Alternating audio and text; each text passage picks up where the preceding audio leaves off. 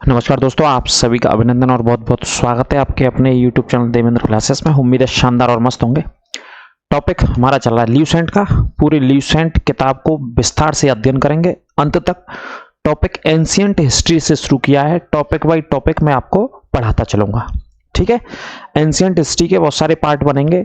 इसमें पहला पार्ट मैंने कल पढ़ा दिया है, आपको प्लेलिस्ट में जाकर के मिल जाएगा, आप उसे पढ़ लें। वेदों के बारे में पढ़ा दिया है, चारों वेदों के बारे में, है ना। उपनिषदों के बारे में उसमें बता दिया है। ऋग्वेद, यजुर्वेद, अथर्ववेद और सामवेद, इनसे संबंधित इनके ब्राह्मण ग्रंथों के विषय में बता दिया है। और इनसे संबंधित कौन कौन से प्रश्न जो पूछे जाते हैं वो सभी प्रश्नों को मैंने लगभग पहले पार्ट में सॉल्व करा दिया है। तो अब उस क्लास को अवश्य देखें। आज की दूसरी क्लास है। इसी एंशिएंट हिस्ट्री में टॉपिक वाइज टॉपिक बात करेंगे, जो कि आप पढ़ नहीं पाते हैं, लेकिन इस क्लास के माध्यम से इजीली आप याद भी कर पाएंगे और पढ़ पाएंगे। आज का जो टॉपिक है हमारा वो विदेशी लेखकों की, विदेशी यात्रियों की बात करेंगे। भारत में विदेशी यात्री आते हैं और सभी विदेशी यात्री अलग अलग समय पे आते हैं और कुछ ना कुछ भारत के विषय में लिखते हैं, ठीक है। भारत के विषय में लिखा जाता है कि उस समय, जैसे उदाहरण के तौर पे अलवर्नी आया, उदाहरण के तौर पर इब्न बतूता आया, या हुएनसांग आया, है ना, या फाहियान आया, या एत्सिंग आया। तो उस समय कौन से राजाओं का शासनकाल था, भारत की सामाजिक व्यवस्था क्या थी, भारत की राजनीतिक व्यवस्था क्या थी, आर्थिक व्यवस्था क्या थी भारत की, है ना। तो यात्रियों के विषय में पढ़ते हैं और ये यात्री कई बार एग्जाम्स में मेरे भाई पूछे जाते हैं। तो देखिए, ल्यूसेंट का पूरा मैंने आपको बता दिया, डिटेल से अध्ययन करेंगे, अच्छे से अध्ययन करेंगे। पहली क्लास मैंने पढ़ा दी, उसे पढ़ लीजिएगा आप। और यहां से आज शुरू करते हैं यात्रियों के विषय के बारे में, है ना। देखिए, विदेशी यात्रियों से मिलने वाली प्रमुख जानकारियां और विदेशी यात्रियों से संबंधित प्रश्नों की हम इस क्लास में चर्चा करने चलते हैं। एक एक पॉइंट इंपॉर्टेंट है, आपको आसानी भी रहेगी और आप याद भी कर सकते हैं, कोई दिक्कत की बात नहीं है, ठीक है। क्या कर सकते हैं, याद। देखिए, हेडिंग है विदेशी यात्रियों से मिलने वाली प्रमुख जानकारी। सबसे पहले यूनानी रोमन लेखक, यानी कि यूनान के लेखकों की सबसे पहले जानकारी मिलती है हमारे एंशिएंट हिस्ट्री में, यानी कि प्राचीन इतिहास में, है ना। यूनान के लेखक आते हैं भारत और भारत के विषय में लिखते हैं। जैसे टेसियस, नंबर 1 पे एक टेसियस लेखक की बात करी गई है। यह ईरान का राज्य वैद्य था। कौन से देश का राज्य वैद्य था? ईरान का राज्य वैद्य था। और भारत के संबंध में इसका विवरण आश्चर्यजनक कहानियों से परिपूर्ण होने के कारण अविश्वसनीय है, यानी कि इसने भी भारत के विषय में लिखा है। राज्य वैद्य था, ईरान से भारत आया था और इसने भारत के विषय में लिखा है। नाम क्या है इस टेसियस लेखक का? अगला हेरोडोटस, ये सभी ने रट रखा होगा, पढ़ रखा होगा हेरोडोटस के विषय में, सभी ने पढ़ा होगा हेरोडोटस के विषय में, है ना। इसे इतिहास का पिता कहा जाता है, आप जानते ही होंगे। इसने अपनी पुस्तक हिस्टोरिका, कौन सी पुस्तक लिखी? हिस्टोरिका, यानी कि हिस्ट्री से ही शब्द है उसका। 5वीं शताब्दी ईसा पूर्व के, ध्यान रखना, 5वीं शताब्दी ईसा पूर्व के भारत फारस, फारस मतलब ईरान का पुराना नाम क्या था? फारस था, ध्यान रखना। ईरान का प्राचीन नाम या पुराना नाम फारस हुआ करता था। के संबंधों का उल्लेख किया है, यानी वर्णन किया है, परंतु इसका विवरण भी अनुश्रुतियों एवं अफवाहों पर आधारित है। कुछ एक लोग ये कहते हैं कि कहीं अनुश्रुति कैसे बोलते हैं, जो परंपरा से चली आ रही कोई बात हो, जो एक लंबे समय से चली आ रही बातों को हिंदी में अनेक शब्दों के लिए एक शब्द आप पढ़ोगे तो अनुश्रुति वाला ये शब्द मिलेगा आपको। अनुश्रुतियां मतलब जो परंपरा से, काफी वर्षों से, हजारों वर्षों से जो चली आ रही बात को अनुश्रुति कहा जाता है। तो ईरान और भारत के संबंधों की चर्चा हेरोडोटस ने अपनी पुस्तक हिस्टोरिका में किया है, ठीक है। अगला देखते हैं, सिकंदर के साथ आने वाले लेखक। भारत में जो सिकंदर की सेना के साथ आते हैं, कौन था? एक निर्याकस था, ठीक है, अनेक्स्टिकस था, अरेस्टोबुलस था, इसी तरीके के नाम है भैया। बहुत कठिन नाम मिलेंगे आपको यूनानियों के, जो सिकंदर की सेना के साथ भारत में आते हैं, ठीक है। निर्याकस था, अनेक्स्टिकस था, अरेस्टोबुलस था, के विवरण से अधिक प्रामाणिक एवं अविश्वसनीय जानकारी मिलती है। ये जब भारत में आते हैं, सिकंदर की सेना के साथ आते हैं, तो इनसे भी जानकारियां हमें मिलती हैं अपने इतिहास के विषय में, ठीक है। मेगास्थनीज, सबसे इंपॉर्टेंट लेखक मेगास्थनीज, है ना। यह सेल्यूकस निकेटर का राजदूत था। किसका राजदूत था? सेल्यूकस निकेटर का। सेल्यूकस निकेटर का राजदूत था, जो चंद्रगुप्त मौर्य के दरबार में, किसके दरबार में आया बेटा? चंद्रगुप्त मौर्य के दरबार में आया था। इसने अपनी पुस्तक इंडिका में, बहुत प्रसिद्ध पुस्तक है इंडिका में, मौर्य युग समाज एवं संस्कृति के विषय में लिखा है। समाज के विषय में और संस्कृति के विषय में लिखा है। और भारतीय समाज को, एक प्रश्न और बनता है यहां से, भारतीय समाज को इन्होंने, मेगास्थनीज ने भारतीय समाज को 7 हिस्सों में यानी कि 7 वर्गों में विभाजित किया है। 7 वर्गों में विभाजित किया है। 7 वर्गों में विभाजित किया है इंडिका नामक पुस्तक में, है ना। काफी इंपॉर्टेंट पुस्तक है ये, कई बार पूछा जाता है, ध्यान रखिएगा। मेगास्थनीज ने इसे लिखा है। किसके दरबार में आया था बेटा? चंद्रगुप्त मौर्य के दरबार में आया था। ये सबसे इंपॉर्टेंट बात है जो पूछी जाती है। चंद्रगुप्त मौर्य के दरबार में यह व्यक्ति आया था, यूनान का ही व्यक्ति था। अगला देखिए डायमेकस, ये सीरियन नरेश यानी कि सीरिया से आया था। ये डायमेकस ही एक यात्री था। सीरियन नरेश एंटीयोकस का राजदूत था, जो कि बिंदुसार, किसके राजा के समय में आया था? ये बिंदुसार था उस समय, बिंदुसार के दरबार में आया था। इसका विवरण भी मौर्य युग से संबंधित है। इसका विवरण भी बेटा किससे संबंधित है? मौर्य युग से संबंधित है। डायमेकस सीरिया का रहने वाला था। सीरिया की राजधानी दमिश्क है। इसमें हाल फिलहाल ISIS नामक आतंकवादी संगठन बहुत सक्रिय रहता है। सीरिया का एक क्षेत्र है गोलन हाइट्स, काफी प्रसिद्ध पहाड़ियां हैं, उन पर इजराइल का इस समय वर्तमान में कब्जा भी है, जो कि करंट अफेयर्स में चर्चाओं में चल रहा है ना, आप पढ़ोगे तो डायमेकस के बारे में पढ़िएगा। एंटीयोकस ये राजा था, इसका राजदूत था। डायनोसिस, डायनोसिस यह है मिस्र नरेश टॉलमी फिलाडेल्फस, ये मिस्र का राजा था उस समय। टॉलमी फिलाडेल्फस कहां का राजा था? मिस्र का। तो मिस्र के राजा के दरबार का एक व्यक्ति था डायनोसिस, इसे बोल सकते हैं राजदूत था, जो अशोक के दरबार में आया था। किसके दरबार में आया था? अशोक के दरबार में आया था। हालांकि यहां अशोक के दरबार में लिखा है, डायमेकस और डायनोसिस को दोनों को बिंदुसार के दरबार में भी लिखा गया है कई किताबों में।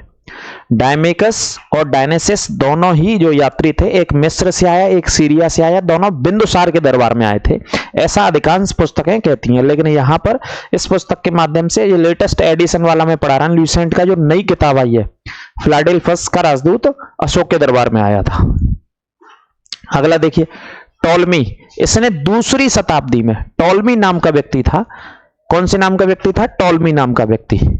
अंडरलाइन करते चलना, लिखते चलना। टॉलमी 2री शताब्दी में भारत का भूगोल नामक पुस्तक लिखी इसने। कौन सी पुस्तक लिखता है? भारत का भूगोल नामक पुस्तक इसने लिखी। प्लिनी, इसने 1ली शताब्दी में नेचुरल हिस्ट्री, प्लिनी ने 1ली शताब्दी में कौन सी किताब लिखी मेरे भाई? नेचुरल हिस्ट्री नामक पुस्तक लिखी इसने। इसमें भारतीय पशुओं, पेड़ पौधों, खनिज पदार्थों आदि के बारे में विवरण मिलता है। ठीक है, आदि के बारे में विवरण मिलता है। प्लिनी, इसने 1ली शताब्दी में नेचुरल हिस्ट्री नामक किताब लिखी। कौन सी किताब लिखी? नेचुरल हिस्ट्री, है ना, पेड़ पौधों के, खनिजों के बारे में वो बताता है। ये सभी इंपॉर्टेंट एक एक व्यक्ति है बेटा, जो एग्जाम में आज तक पूछे। आगे देखिए, पेरिप्लस ऑफ द इरेथ्रियन सी, इन पुस्तक के लेखक के बारे में जानकारी नहीं है। यह लेखक करीब 80 ईस्वी में हिंद महासागर की यात्रा पर आया था। इसने उस समय के भारत के बंदरगाहों तथा व्यापारिक वस्तुओं के बारे में जानकारी दी है। लेखक की जानकारी नहीं है, लेकिन पुस्तक की जानकारी है, किताब की जानकारी है। यह पुस्तक कई बार एग्जाम्स में मेरे भाई पूछी गई। कौन सी पुस्तक? पेरिप्लस ऑफ द इरेथ्रियन सी। सी मतलब समुद्र के आसपास की चीजों के बारे में लिखा है। पेरिप्लस ऑफ द इरेथ्रियन सी। ठीक है, राइटर का पता नहीं। 80 ईस्वी के आसपास ये भारत आया, हिंद महासागर के आसपास आया। इसने भारत के बंदरगाहों और व्यापारिक वस्तुओं के बारे में लिखा है। व्यापारिक वस्तुओं के बारे में लिखा हुआ है। चीनी लेखक बात कर लेते हैं, वैसे अलग से पढ़ाते हैं इनको, लेकिन यही पढ़ लेते हैं जब यात्रियों के विषय में हम चर्चा कर रहे हैं। तो सबसे ज्यादा क्वेश्चंस पूछा जाता है इस लेखक से। इस लेखक से सबसे ज्यादा क्वेश्चन पूछा जाता है। चीनी लेखक की बात करेंगे हम। कौन सा था? यात्री भी था फायन। यह चीनी यात्री गुप्त नरेश चंद्रगुप्त द्वितीय के दरबार में भारत आया था। चंद्रगुप्त द्वितीय के दरबार में भारत आया था। कौन सा नरेश था? गुप्त वंश का नरेश था चंद्रगुप्त द्वितीय। ठीक है, गुप्त सम्राट या गुप्त नरेश, नरेश का मतलब राजा, गुप्त राजा चंद्रगुप्त द्वितीय के दरबार में। इस चंद्रगुप्त द्वितीय को बेटा विक्रमादित्य के नाम से भी जाना जाता है। किस नाम से जाना जाता है? विक्रमादित्य के नाम से, ठीक है। और क्या बोलते हैं? परम भागवत के नाम से भी जाना जाता है, परम भागवत के नाम से भी जाना जाता है, ठीक है। और देवश्री के नाम से भी जाना जाता है। बहुत सारे नाम मिलेंगे इतिहास में आपको। देवश्री के नाम से भी जाना जाता है, परम भागवत विक्रमादित्य। इसने अपने विवरण में मध्य प्रदेश के समाज एवं संस्कृति के बारे में उल्लेख किया है और इसने मध्य प्रदेश की जनता को सुखी समृद्ध बताया था। ये 14 वर्षों तक लगभग भारत में रहा था। कितने वर्षों तक भारत में रहा था? 14 सालों तक भारत में बेटा रहा था। कौन रहा था 14 वर्षों तक? फाहियान भारत में 14 वर्षों तक रहा था, ठीक है। अगला यात्री है संयुंगन। जी अगला यात्री कौन सा है? संयुंगन। ये 518 ईस्वी में भारत आया। इसने अपने 3 वर्षों, कितने वर्षों की? 3 वर्षों की यात्रा में बौद्ध धर्म की प्राप्तियों के बारे में चर्चा करी है। बौद्ध धर्म के बारे में ही लिखा है इसने सिर्फ। क्या नाम था इसका? संयुंगन। आराम से देख लीजिए। संयुंगन नाम का 518 ईस्वी में भारत आया। 3 वर्ष की यात्रा के दौरान बुद्धिज्म के बारे में लिखता है, यानी कि बौद्ध धर्म के बारे में लिखता है। हालांकि फाहियान भी बौद्ध धर्म का उल्लेख करता है ना, ऐसी बात नहीं कि इसने नहीं उल्लेख किया। मध्य प्रदेश की समाज और संस्कृति के बारे में लिखता है, बौद्ध धर्म के विषय में भी लिखता है फाहियान, है ना। इसे याद रखिएगा, बहुत मोस्ट इंपॉर्टेंट है फाहियान, चीनी यात्री। अगला हुएनसांग। अगला चीनी यात्री कौन है आपका? हुएनसांग है। यह हर्षवर्धन के शासनकाल में भारत आया था। हुएनसांग 629 ईस्वी में चीन से भारतवर्ष के लिए प्रस्थान किया और लगभग 1 वर्ष की यात्रा के बाद सर्वप्रथम वो भारतीय राज्य कपिशा पहुंचा था। एक राज्य का उल्लेख है यहाँ प्राचीन का, कपिशा पहुंचा था सबसे पहले। कब चला था ये? 629 में। हुएनसांग 629 में चला था। और ये भारतीय राज्य कौन से में पहुंचा था? कपिशा पहुंचा था। भारतीय राज्य कपिशा पहुंचा था, ठीक है। कहां पहुंचा था? कपिशा में पहुंचा था। अगला पॉइंट है भारत में 15 वर्षों तक। बेटा हुएनसांग 15 सालों तक ठहरकर 645 ईस्वी में चीन लौट गया था। 645 ईस्वी में कहां लौट गया? चीन लौट गया। 15 सालों तक भारत में रहा। यह बिहार में नालंदा जिला स्थित नालंदा विश्वविद्यालय में अध्ययन किया तथा भारत में बौद्ध ग्रंथों को एकत्र करने के बारे में कर्ज ले जाने के लिए आया था। यानी कि हमारे देश में जो बौद्ध ग्रंथ थे उनको इकट्ठा किया और अपने देश चाइना ले गया, चीन ले गया। बुद्धिज्म से संबंधित जो भी इसे ज्ञान मिला वो कहां पे ले गया? चीन ले गया, ठीक है। हालांकि नालंदा विश्वविद्यालय में किसने? हुएनसांग ने अध्ययन भी किया, यानी कि 5 साल तक पढ़ाई करी और 10 साल तक टीचर भी रहा। उसमें अध्यापन कार्य भी इसने नालंदा विश्वविद्यालय में किया। किसने? हुएनसांग ने। इसे यात्रियों का राजकुमार भी कहा गया है। इसे यात्रियों का राजकुमार भी कहा जाता है। ये पॉइंट भी नोट कर लेना, इसका कई बार क्वेश्चन आता है। यात्रियों का राजकुमार हुएनसांग को कहा जाता है, कहा गया है ना। और इसने एक पुस्तक लिखी, पुस्तक का नाम भी लिख लेना, सीयू की। ये पुस्तक को इसने लिखा, सीयू की। कौन सी पुस्तक लिखी इसने? सीयू की नामक पुस्तक को लिखा था, ठीक है। कौन सी पुस्तक को? सीयू की नामक पुस्तक को इसने लिखा था। किसने लिखा था? हुएनसांग ने। हुएनसांग ने लिखा था, ठीक है। ठीक है बेटा, कोई दिक्कत हो तो बताइएगा। यहां तक यदि कोई दिक्कत हो तो बताइएगा।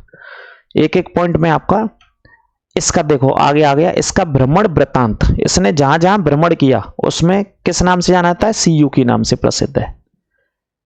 सीयू की नाम से ये भ्रमण वृत्तांत जाना जाता है। सीयू की जो मैंने अभी बताया, जिसमें 138 देशों का विवरण मिलता है भाई साहब। 138 देशों का इसमें विवरण मिलता है, ठीक है। और इसने हर्षकालीन समाज, धर्म, राजनीति के बारे में उल्लेख किया है। इसके अनुसार सिंध का राजा शूद्र था। हुएनसांग ने बौद्ध की प्रतिमा के साथ साथ सूर्य और शिव की प्रतिमाओं का भी पूजन किया था। हुएनसांग ने बुद्ध की पूजा के साथ साथ भगवान सूर्य की पूजा और शिव की प्रतिमाओं का भी पूजन किया था। ऐसा जी अपनी पुस्तक के माध्यम से बताना चाह रहा है। पुस्तक का नाम सीयू की था। किसकी पुस्तक है ये? हुएनसांग की पुस्तक है बेटा।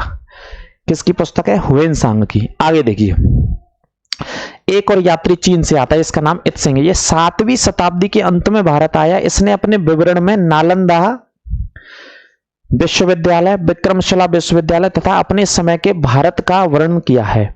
7वीं सदी में इतना ही पूछा गया है, 7वीं शताब्दी में कौन सा यात्री आया था चीन से? तो बेटा 7वीं शताब्दी में कौन सा यात्री आया चीन से?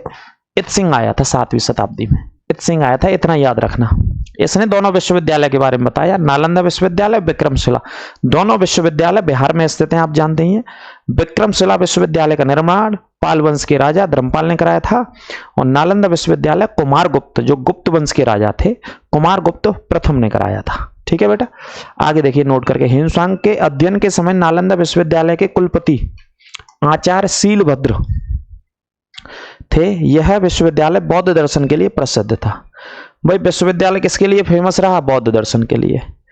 नालंदा विश्वविद्यालय में जब ह्वेनसांग पढ़ाई कर रहा था, अध्ययन कर रहा था, उस समय के आचार्य कौन थे? कुलपति कौन थे? शीलभद्र थे उस समय के आचार्य कुलपति। कौन थे बेटा? शीलभद्र थे, ये भी नोट कर लेना। आगे देखिए, आगे ये अरबी लेखक आ जाते हैं, इसके लिए अलग से हम पढ़ाएंगे, अरबी लेखकों के लिए अलग से हम पढ़ाएंगे, आपको अलग से वीडियो आएगी। तो यह यात्री थे जो कि भारत में आते हैं और भारत के विषय में बताते हैं, अलग अलग राजाओं के समय पे आते हैं। सभी को मैंने बता दिया है, एक एक करके नोट्स बनाते चलना, एक एक पॉइंट करके, एक एक पॉइंट इंपॉर्टेंट है। ह्वेनसांग हो या फायान हो, चाहे इत्सिंग हो, है ना, और जितने भी हिस्ट्री से रिलेटेड मैंने बताया, चाहे हेरोडोटस की बात करियो, प्लिनी की बात करियो, एक एक लेखक इंपॉर्टेंट है, कुछ ना कुछ भारत के विषय में ये जानकारी देता है। ठीक है, अब अगली क्लास में फिर मिलेंगे। ये क्लास कैसी लगी ज्यादा से ज्यादा शेयर करें दोस्तों और मित्रों के साथ। लगातार पूरी ल्यूसेंट का मैं इसी तरीके से टॉपिक बाई टॉपिक आपको अध्ययन कराऊंगा। तो सभी अपने स्वास्थ्य का ख्याल रखिएगा। अगली क्लास में मिलते हैं। नमस्कार, राधे राधे।